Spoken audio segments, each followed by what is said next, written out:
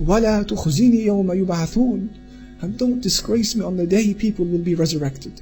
يَوْمَ لَا يَنْفَعُ مَالٌ وَلَا بَنُونَ. On the day in which no wealth and no child will benefit a man, إِلَّا مَنْ أَتَى اللَّهَ بِقَلْبٍ سَلِيمٍ. Except a person who meets Allah with a sound heart. If news was to be conveyed to us, dear brothers and sisters, that one of our arteries or more in our heart has now been blocked, we would spend every penny of our wealth and every second of our day pursuing a cure, having realized that life cannot continue if I am in this state. However, Ibrahim has just taught us that the real meaning of the dying of a heart is not when it stops beating, is not when it becomes blocked with cholesterol. The real meaning of the dying of a heart is when a heart dies out from Iman, it dies out from faith, you start losing interest in Islam. This is the meaning of the dying of a heart. Ibrahim has just told us that on the Day of Judgment, Allah will accept nothing but a sound heart. The same way that Allah has loaned you your heart in a pure, pristine, sound, salim state, you and I are expected to return it to Allah in the same pristine, sound and salim state. Otherwise Allah will not accept it. So what is the sound heart? Mujahid, he says that the salim, sound heart, الَّذِي لَا شَكَّ فِيهِ. The sound heart is in reference to that heart that has no doubt in Allah.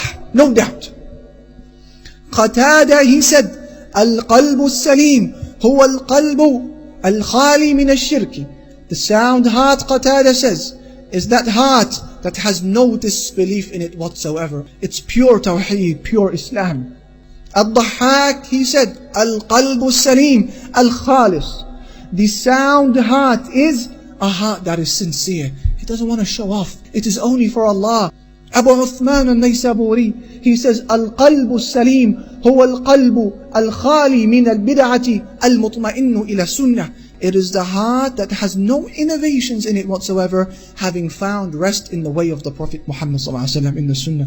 Then you have Imam Ibn al-Qayyim in his book Al-Jawab al-Kafi, who takes all of these beautiful different expressions and he strings them for you like a bead of pearls, and he says in 2 sentences, gathering all of this information, he says, وَلَا تَتِمُّ سَلَامَةُ الْقَلْبِ حَتَّى يَسْلَمَ مِنْ خَمْسَةِ أَشْيَاءٍ. The heart of a Muslim cannot be salim, sound, till it becomes sound and pure from 5 different illnesses. حتى يسلم من شرك يناقض التوحيد، وحتى يسلم من بدعة تناقض السنة، وحتى يسلم من شهوة تناقض الأمر، وحتى يسلم من غفلة تناقض الذكر، وحتى يسلم من هوى يناقض التجريد والإخلاص. Number 1, until it becomes sound from disbelief that contradicts Tawheed, the oneness of Allah. Number 2, until it becomes sound from innovations that contradict the Sunnah. Number 3, until it becomes sound from haram temptations that contradict the obligations. Number 4, until it becomes sound from sleep and heedlessness, which contradicts remembrance and wakefulness. Number 5, till it becomes sound from desires that contradict sincerity. We can say that the sound heart is that heart that is entirely for Allah. This is a heart that has no space for disbelief, kufr, shirk. It has no room for innovations. This is a heart that is not influenced by the doubtful arguments of the doubters or the hypocrisy of the hypocrites.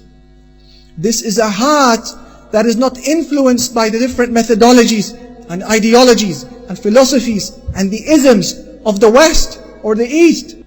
This is a heart that is not interested in the attention of X, Y, and Z individuals. It only wants the attention of Allah. This is a heart that does not allow the person to fall out with another Muslim, to boycott him or her more than 3 days, God forbid. It's a heart that is free from spite and malice and rancor and envy when it sees goodness coming to another person, whether it's a beautiful wife or whether it's a car, whether it's a house. They say, Alhamdulillah, Ya Rabbi, give him more if it's good for him or her.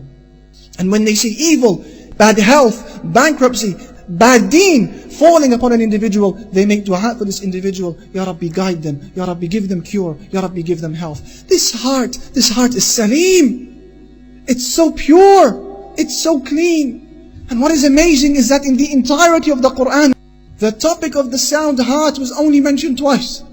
The first time was in reference to Ibrahim, and the second time was in reference to Ibrahim alayhi salatu wassalam. The first time, as you just heard in the chapter of the poets, he told us, on the day of judgment, man will not be benefited from his wealth or his children, except a person who meets Allah with the sound heart. And then look in Surah Al-Safat.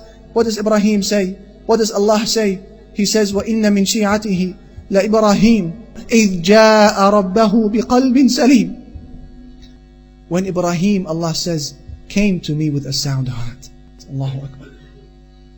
Don't allow your heart to become a house, a home to pythons and snakes, harboring spite against this person and envy against this person. And how am I going to avenge myself from this individual?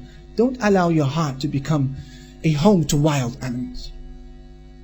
Don't ignite a furnace of fire in your heart, an oven that burns you and harms you, because you will end up falling in this oven yourself. Only you will be harmed. Every night before going to sleep, think about your relationship with Allah and then your relationship with people. Think about those sins that you had committed. Think about the aspects of shirk that may have come into your tawheed. The aspect of innovations that have come into your methodology. The aspect of desire that you may have pursued that day. Think about them and ask Allah to forgive you. Then turn your attention to people. And think about those whom you have upset, or those who have upset you, and begin pardoning them one after the other, in hope that Allah subhanahu wa ta'ala will bless you with a heart that is salim.